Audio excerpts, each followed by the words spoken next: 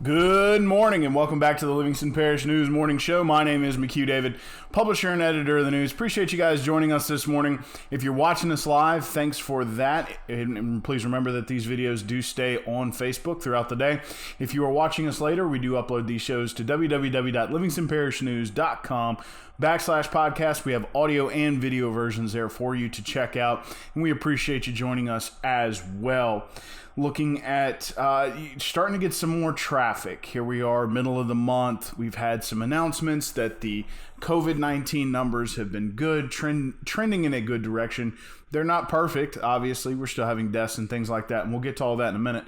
But it does look like you have more people on the roads. There's a higher density of traffic at 4-H Club Road, River Road, and 190. Higher traffic counts at at 190 and Range Avenue, and also some more traffic at Jubin Road and 190. And of course, I have some anecdotal evidence. I look right out here at River Road in Dim Springs, and there's a lot more cars passing in front of my window than normal. So it looks like, I don't know. There's a lot more traffic today. However, I-12 still looking pretty clear if you do jump on the interstate to go into Baton Rouge to work this morning. So hard to tell if this is essential workers or not, but it looks like some folks, maybe some offices have finally come up with some social distancing measures and are asking folks to come back into work. We'll just have to wait and see. But for the time being, there is some heavier traffic this morning on Wednesday, April 15th. Weather today, 46 degrees, the current temperature. And who knows, maybe it's just some people like the cooler weather and they just want to get outside. 69 your high today, 44 degrees your overnight low, and it's going to be mostly sunny today. So it's going to be a pretty day, very clear, going to get up right about 70 right after lunch. Yesterday, before we get into the coronavirus, there was an explosion at the Entergy substation right in the middle of Denham Springs at the corner of Julia and Lamb Street. Not too bad. It was just one section of it went up in flames. The flames were put out pretty quickly after a loud boom, and most people in the downtown area lost power for roughly about 2 or 3 minutes before some of the backups kicked back on. But the fire department got there. Police reported that the flames did not last very long. Entergy engineers were on site within about 20 minutes to try to work and see what the problem was and make sure it doesn't happen again. According to Entergy reps in a statement they released, there wasn't expected to be any long-term effects to the power grid. So if you were in the downtown Denham area yesterday late morning, right around 11, and heard a boom, that was the boom. Moving into the novel coronavirus, which continues to spread. As of Tuesday at around lunch's numbers, 21,518 total cases in Louisiana, 1,013 deaths, 1,977 hospitalizations on 436 ventilators. That's 118,000 total tests as we're moving along here. Lots of tests starting to flow in. The governor announced yesterday that the state is #1 per capita in testing in the country. So we continue to be at the forefront of testing, getting people through these lines, getting them tested, making sure they do or do not have it. In Livingston Parish, you're looking at 129 total cases, 384 tests, but you're looking at 4 deaths, and one of the newest ones is Mr. Johnny Costanza. David Gray caught up with their family yesterday after after it was announced their dad had passed. He had been admitted to the hospital on April 4th. However, his son said that he had had symptoms of COVID-19 before that. Roughly 10 or 11 days later, he did pass. He was 56 years old. He was described as a very boisterous man, very loving. It's very sad. We feel for their family. There's a lot of things that are being processed at the moment, especially for them. It's just hard to believe, especially when folks do go into the hospital for so long. And that was one of the things that the governor discussed yesterday, is that in a lot of cases, there's 2 parts to this death number that we continue to get. A lot of folks are saying, well, these are COVID-19 related deaths or complicated deaths. It doesn't necessarily mean that the COVID-19 killed these folks. And one of the descriptions or one of the explanations that was given was, up until the point that these folks got COVID-19, I mean, they may have had diabetes, they may have had heart problems, they may have had any number of things, but they were on medications that were keeping them alive. Even after contracting COVID-19, the medications just don't keep them alive. So, it is a COVID-19 related death. It does not necessarily mean that, and pardon the hyperbole, but it doesn't necessarily mean that, the disease pulled out a gun and shot somebody. But it does exacerbate, especially underlying conditions, and makes it so that drugs are ineffective. And in a lot of cases, these folks pass away, especially if they had heavy underlying conditions. And a lot of underlying conditions, and this is one of the issues, are genetic. It's not necessarily that these folks have done these things to themselves. I can attest, I have genetic diabetes. And so, it's not as, I don't have a terrible case of it, but I do have it. I can tell you that I threw on a ton of weight after the first 2 weeks of quarantine because Carter's cookies are good. But, it's one of those things I have to live with. And I'm a high risk category, I guess you could say, but that's not a life I chose. Although I should cut off the cookies. The point is that these folks are in a high risk category, and that's not the only people that are dying from it. Some people just don't get the appropriate care that they need. So you have to remember that, there's some things tucked into that death number. Sometimes it is a COVID-19 related death, but still these folks were living generally healthy lives. They were alive. And, having a disease like this that is as invasive and as intense, especially with the pneumonia component, it's one of those things where it takes that underlying condition and turns it, I guess you can say, into a death sentence. So please keep that family in your thoughts. The other thing the governor brought up yesterday, which we're starting to figure out as more trends develop with regard to hospitalizations and deaths, is that it takes roughly 11 days from the hospitalization for COVID to run its course and kill someone. That was an interesting little statistic that he tossed out there. So the most COVID-19 deaths come 11 days after the onset of symptoms. That's an average. I think he said it was 11.2 days. So it'll be interesting to see how that number changes as we start to try to pull away from this and go back to regular life. Now, one of the things that is interesting is that there was some talk about what things are going to look like as April 30th comes along and we try to move back to normal, or it won't be normal, but we try to move back to opening the economy back up. It's very murky. He didn't really have a whole lot to say. That would be Governor John Bel Edwards. One of the things that he did say, with regard to, say, restaurants is, okay, maybe we're getting with the fire marshal and we're reducing building occupancy capacity. That could be one issue that could be addressed. So, getting with retail stores and doing the same. A lot of people say, I see crowds upon crowds upon crowds at Walmart and crowds upon crowds upon crowds at Home Depot. So that would be one of the things they would have to address, is occupancy capacity and getting with these businesses and letting them know, you can only have so many people in here at once per square footage to make sure that we're meeting social distancing orders and that sort of thing. So please remember those mitigation efforts. Let's jump right into them real quick. Wash your hands with soap and water for 20 seconds or more. Please remember to control your cough with your elbow and your sneeze as well. Please remember to disinfect all common surfaces in the home. And here I am touching my face. That's the next one. Please remember to disinfect all common surfaces in the home and at office. Don't touch your face.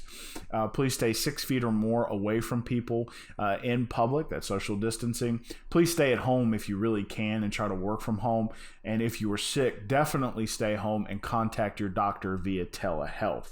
So again, the way the governor made it out, those mitigation efforts are going to stay. The social distancing is going to stay. The economy is going to reopen in phases, and there's a lot of complications that are going to come with that. So he is forming a task force to work through a lot of those issues, a lot of those questions, and of course, nothing's going to be perfect. Trump is also forming his own, or President Donald Trump is also forming his own task force to go through it at a national level. He's also going to be reaching out to the sports world, which is kind of interesting He's going to be reaching out to the NBA commissioner, NFL commissioner, a couple of sports franchise owners and that sort of thing, trying to get their idea of what a reopened economy and what that process looks like. So we'll be keeping an eye on that. Both Governor and President Donald Trump said that as that April 30th date approaches, there's going to be they're going to try to get as much of a plan in place before that date. The governor said the last thing he wants to do is on April 30th say, here's what's going to happen tomorrow, and nobody have any time to prepare. So there's going to be a lot of things coming up with that in probably the coming week. So please keep an eye on that. Another thing that's really big for Livingston Parish residents. I don't know why I said another thing twice. Livingston Parish Public Schools, although the governor has not issued a proclamation as of yet, went ahead and jumped on pretty much what the governor said he was going to do anyway, which is close school campuses for the rest of this school year. So you're going to be looking at distance learning through the end of the 2019-2020 school year. Right now, they are not sure what graduations look like, but the school system has insisted at every step that they will have some kind of graduation ceremony. So please keep an eye on that. We'll be keeping in touch with the school system to figure out what exactly that's going to be. The governor also moved elections again by the insistence of the Louisiana Secretary of State. He didn't give a whole lot of details about why the Secretary of State had asked for this. However, he will be sending out a press release to the legislature. That would be the Secretary of State, Kyle Ardoin, which will explain his steps. However, as of right now, you are looking at the presidential primary, which was June 20th, is now July 11th. Again, the presidential primary, which had been moved to June 20th, is now on July 11th. And the municipal spring elections, which had been moved to July 25th, have now been moved to August 15th. Again, the municipal elections are moved from July 25th to August 15th. Now, another thing, there will be early voting periods for this. There will be mail-in ballots. There will be absentee voting. And of course, there might be an extended early voting period to try to keep with those social distancing measures. And of course, there will probably be some social distancing and mitigation efforts going into those polling places. So please remember that you're going to have to be patient when it comes to those things. I know it seems like they're a lifetime away, but it'll be time to vote here pretty soon. Of course, that was one of the things that they talked about again yesterday was the enhanced testing that's coming. They're going to be testing. And that's everything from if you're going into a public place, a lot of these big companies have already started doing it with their employees. They may start doing it with, this temperature change. They may start doing it with customers as well, or at least going into public buildings. You're going to have your temperature taken a lot. There's going to be more COVID-19 testing, trying to find out who's sick and who needs to stay home, or at least who's carrying and who needs to stay home. And then those who are not sick and can go to work, or those who have had it and can go to work. Those who have had it, they're going to be looking into serology testing, which is testing antibodies, trying to help with a vaccine, but that takes time. You have to come up with the appropriate test that isn't picking up other coronaviruses. For instance, I learned yesterday, I was today years old when I learned that the common cold is actually caused by a coronavirus, a strain of the coronavirus. So it's interesting. That was an interesting piece of information. But right now, they have not come up with good antibody testing that looks only for COVID-19. A lot of them are coming up with false positives because people have had the cold this year. So they're working through that, but they're going to be trying to get to a vaccine just as quickly as possible. I'm trying to find some tried and true therapeutic methods for treating COVID-19. Right now, Plaquenil is working on a lot of patients, not all, but it's working on a lot of them. There's a lot of supply coming to Louisiana, so that's going to be hopefully that's going to be of help to a lot of these hospitals which are dealing with this issue. Also yesterday, at the governor's press conference yesterday seemed very dry, but there was a lot of information tucked in there.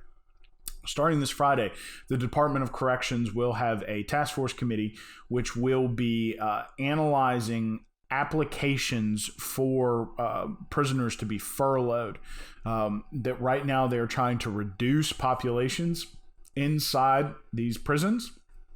everywhere from federal and state prisons inside Louisiana down to, parish and county jails. Or just parish jails. We have no counties, excuse me.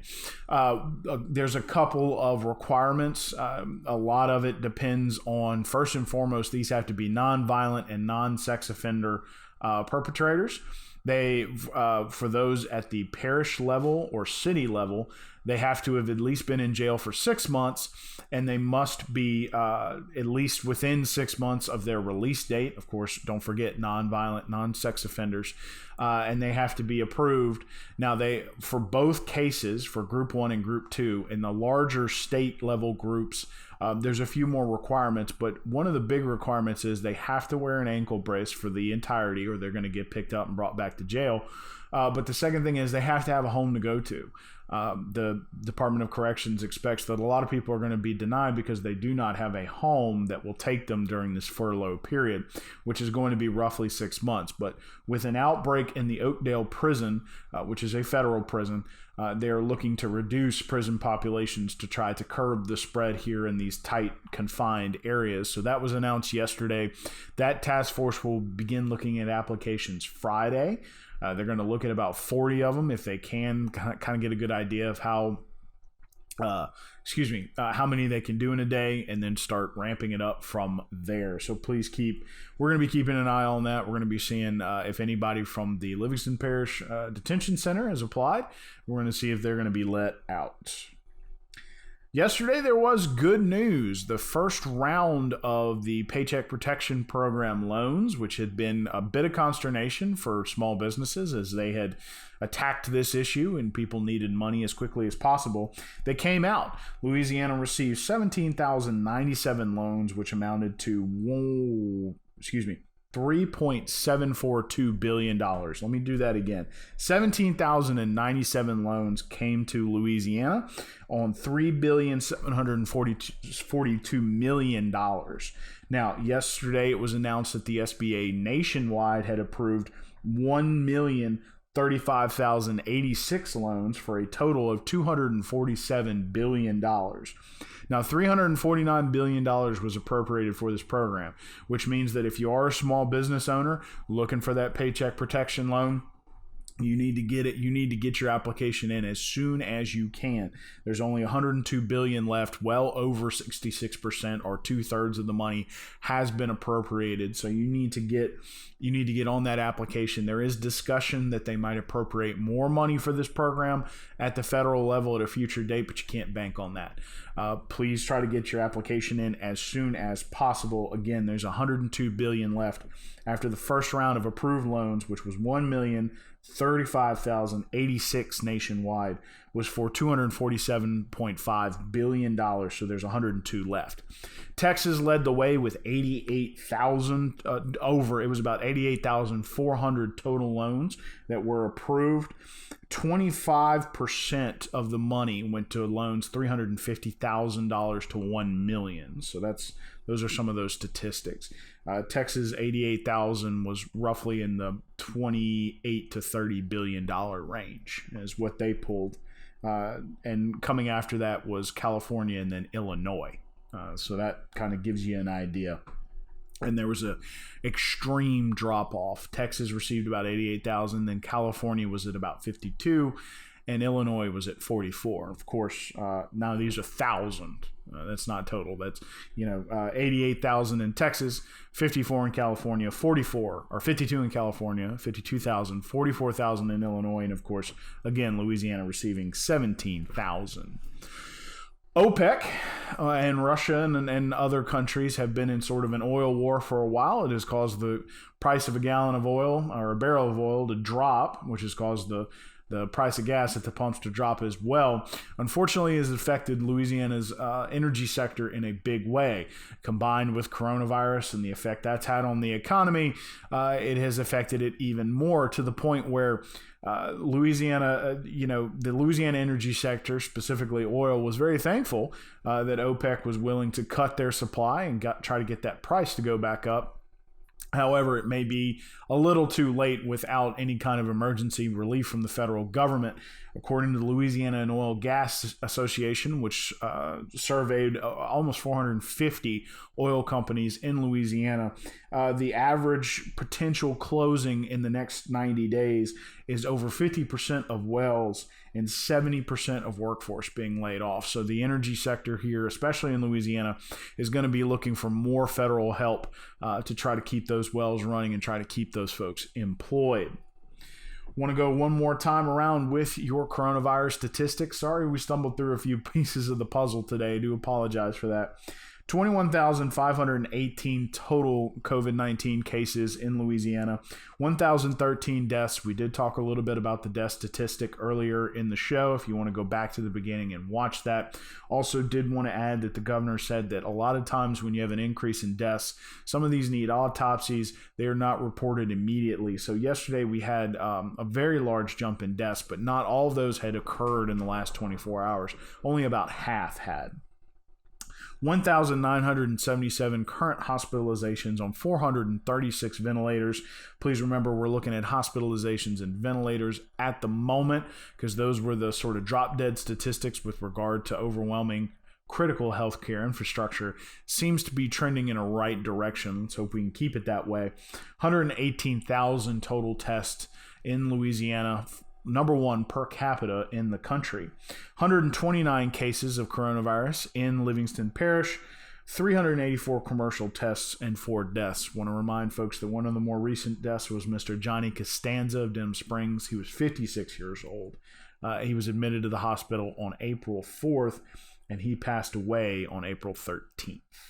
The governor did say that there's roughly 11 days between the onset of COVID-19 symptoms and a person's death. Looking at your traffic, it looks like people are starting to get out and about a little bit more, so please keep an eye on that. You're looking at heavier delays than normal at Forage Club Road, River Road, and 190, as well as 190 and Range Avenue. You're also looking at heavier delays at Jubin Road and 190. However, the interstate is looking relatively clear considering, so it shouldn't be that bad getting into Baton Rouge. It's currently 46 degrees, 69 degrees is your high. It's going to be sunny today, 44 degrees your overnight low, so it is going to be a pretty day. One last time, my name is McHugh David, publisher and editor of the news. Appreciate you guys joining us today for the Livingston Parish News Morning Show. Please remember you can find us on Facebook, Twitter, LinkedIn, Instagram, and YouTube. We are once a week in print on Thursdays. That's $7 a month for that print edition. You get it every Thursday in your mailbox. Sometimes you get 5 when we have 5 Thursdays. We are also online, www.livingstonparisnews.com/coronavirus. That is free. And of course, the rest of that URL is the rest of our website if you want to check that out. Right now, it's pretty dominated by coronavirus headlines. We also have an app to go with that. We hope you guys do enjoy this beautiful day. Please try to stay safe. Remember, the CDC recommends that you wear a mask if you go in public. I wear a painter's respirator when I go to the grocery store. I get funny looks. I don't care. I do appreciate Mr. Jim Chapman of Farrell Calhoun having that for me and also selling me some gloves. So thank you, sir, for that. And we hope you have a great day. Please stay safe in public, and we will see you back here tomorrow morning.